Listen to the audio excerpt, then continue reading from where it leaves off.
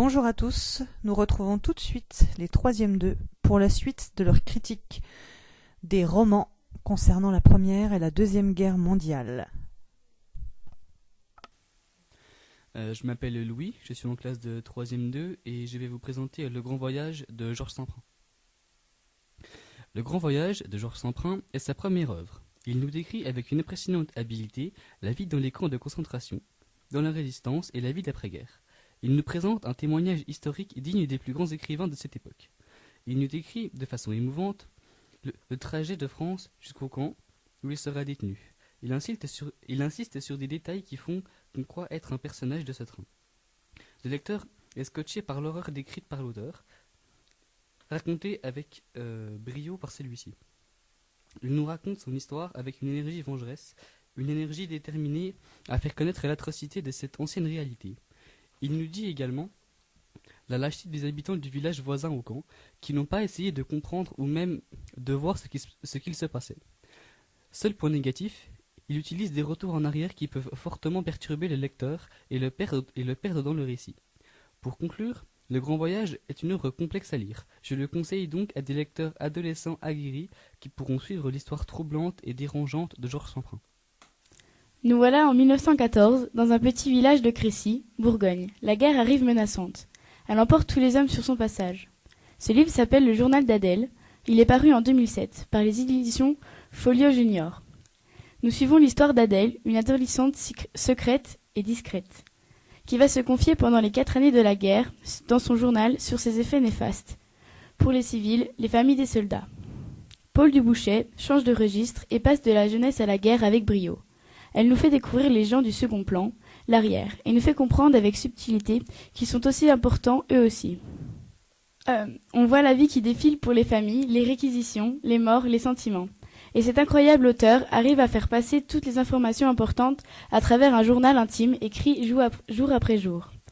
Encore de l'originalité.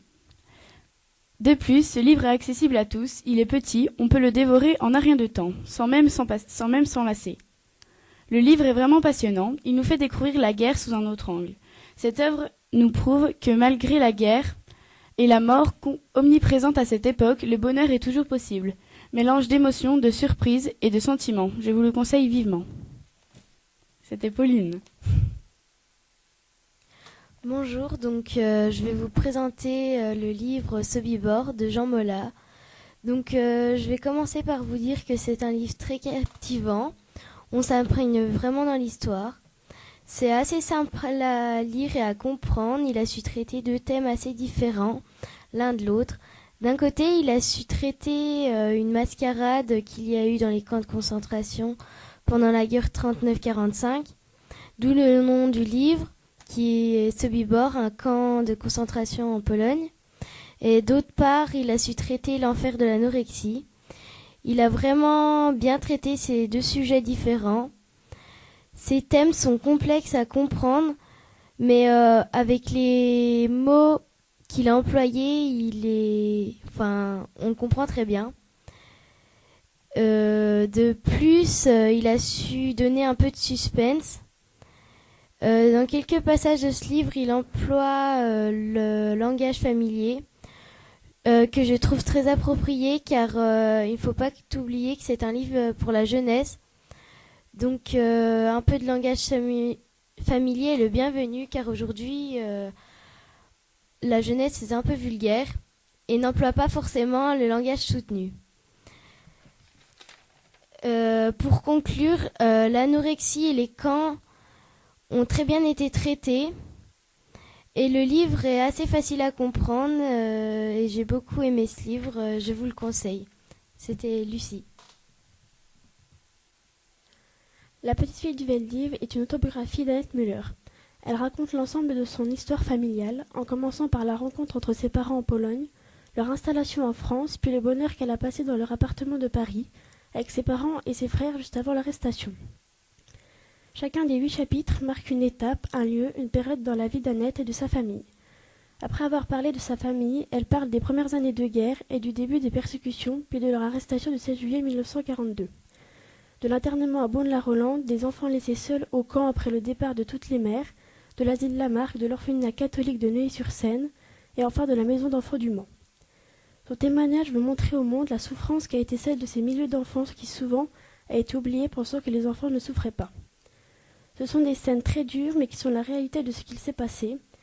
Durant tout son récit, Annette Muller raconte sa vie avec ses yeux de petite fille, c'est ce qui nous permet de la comprendre. À la fin du récit, les passages sur les institutions catholiques sont un peu longues et il aurait été bien de savoir ce qu'est devenue Annette Muller à partir du moment où elle est retournée vivre chez son père et ses frères, puisque le récit s'arrête à ses 15 ans. Il est important de savoir que c'est une chance d'avoir des personnes qui témoignent de ce qu'il s'est passé pendant cette période de la guerre. Grâce à Annette et aux autres auteurs, toute cette période ne restera pas inconnue pour les générations futures. Merci, c'est Elena. Donc bonjour à toutes et à tous, c'est Eloane et je vais vous présenter donc le livre qui s'intitule Le silence de la mer. Donc l'auteur c'est Vercors. Donc Le silence de la mer, écrit par Vercors, est paru en 1942 et l'un des nombreux livres publiés par Vercors en tant qu'arme de combat. Il est persuadé que la littérature est une forme d'argumentation. On retrouve souvent des blâmes dans la plupart de ses livres, par exemple dans l'album 21 recettes pratiques de mort violente, paru en 1926, où il stigmatise et dénonce fortement l'absurdité du monde. Cependant, Le silence de la mer peine toutefois à être compréhensible. Cela dit, c'est un recueil destiné particulièrement aux adultes et donc le vocabulaire n'est pas vraiment adapté à une lecture d'enfants ou d'adolescents. En bref, essayer de traduire des hiéroglyphes à un aveugle.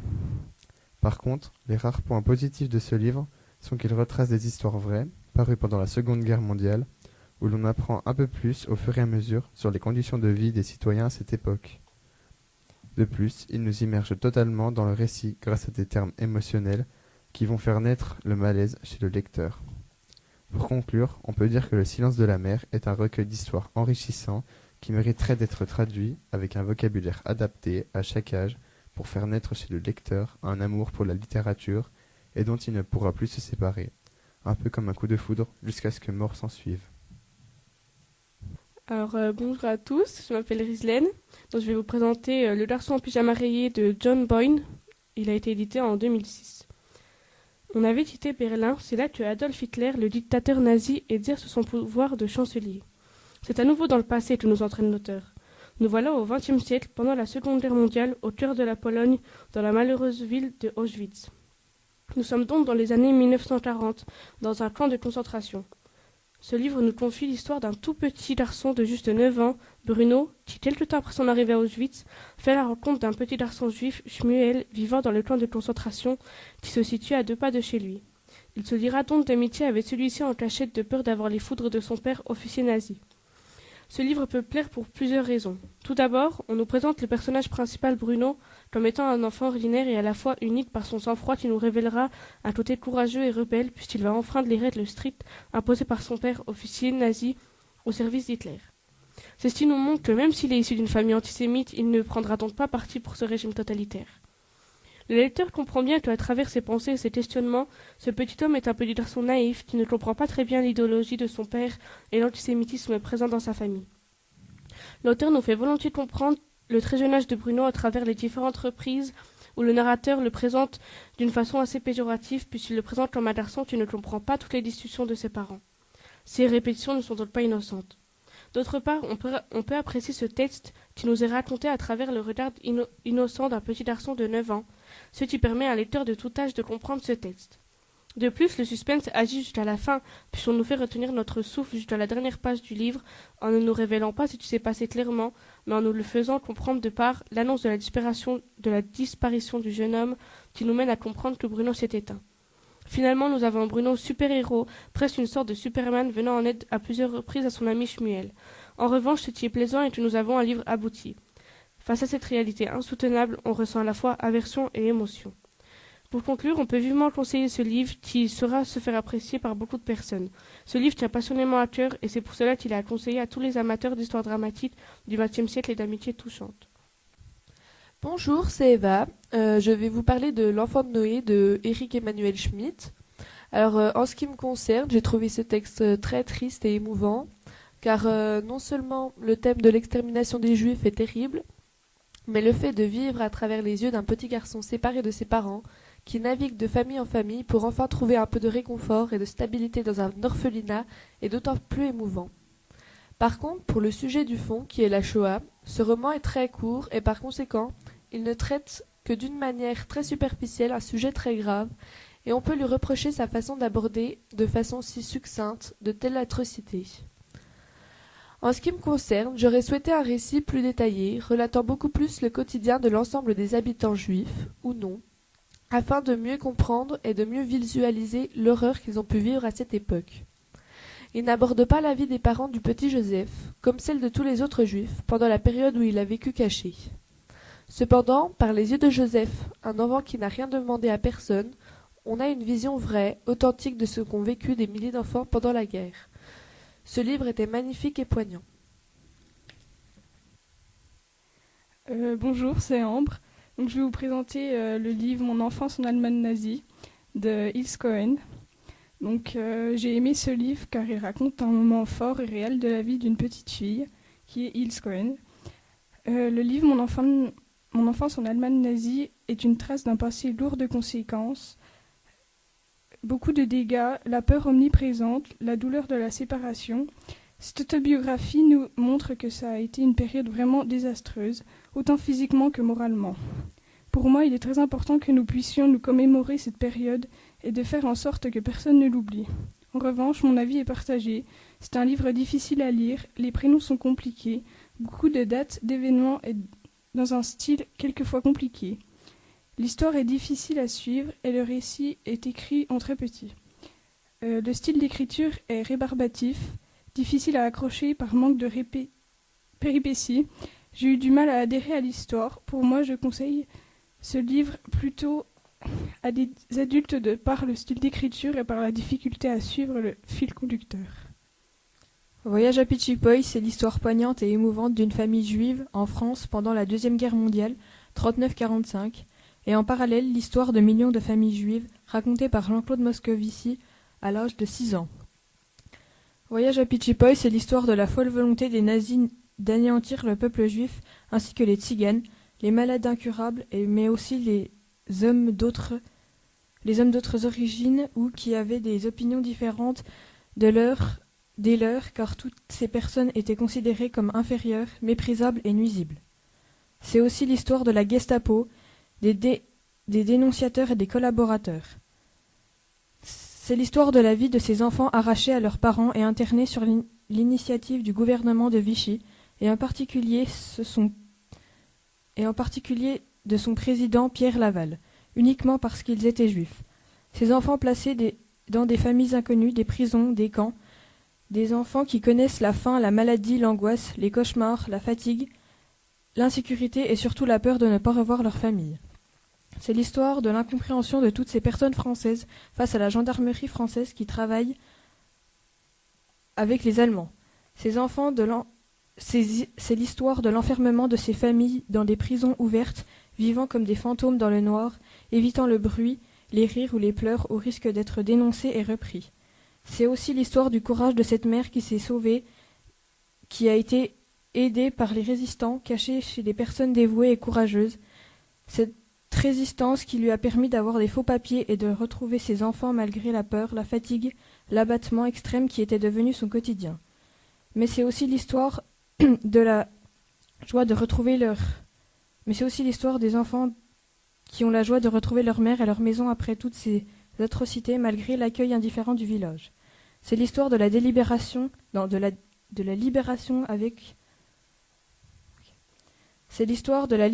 avec le retour de certains, mais également l'absence d'autres.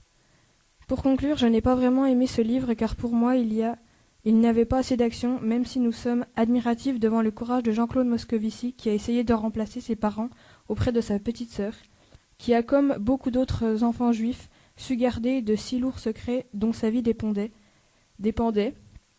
On se demande comment toutes ces personnes ont pu continuer à vivre en étant marquées par ces événements dramatiques et bouleversants. Ce livre est un livre sur l'intolérance, le souvenir, et il nous apprend à aimer et à reconnaître la différence. Merci, c'était Zoé Marchand.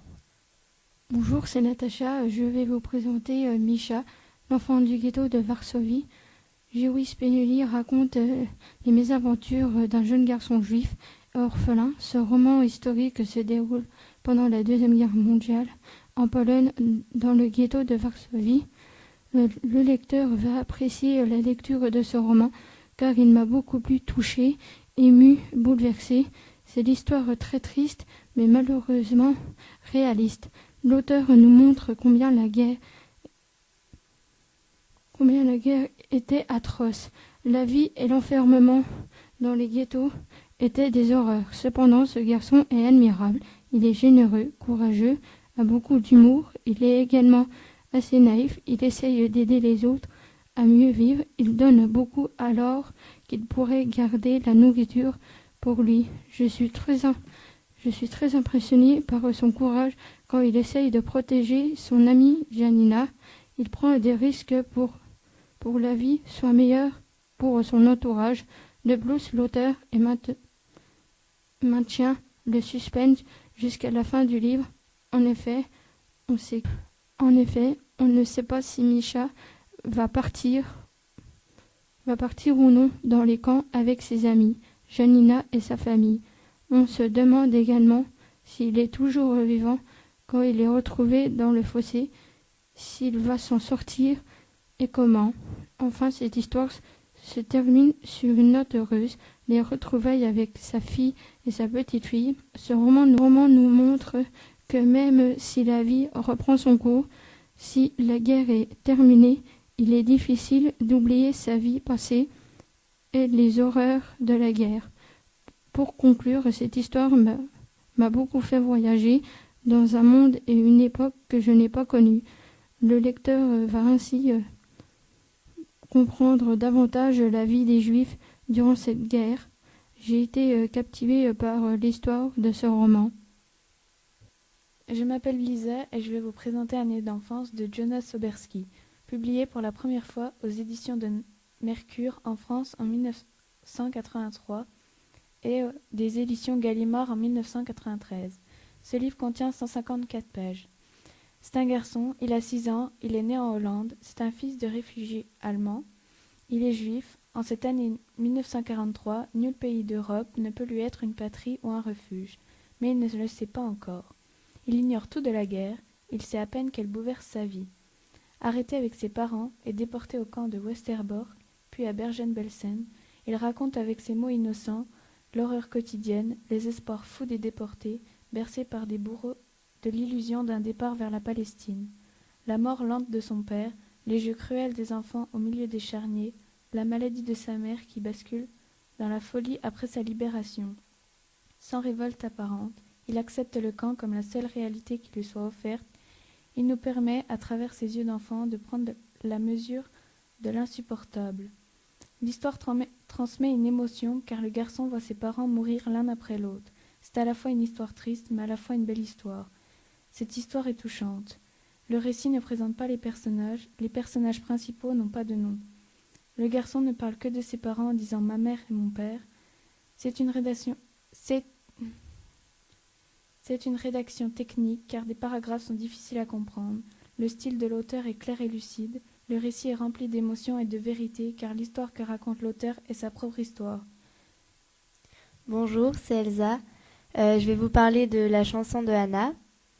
Donc, la chanson de Anna est un roman très émouvant, captivant et intrigant.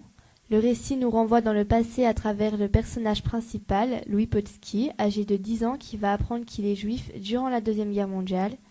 Au cours du roman, nous allons suivre les aventures et les sentiments de l'époque, rencontres, peurs, découvertes, et donc en apprendre davantage sur la vie d'un juif en 39-45.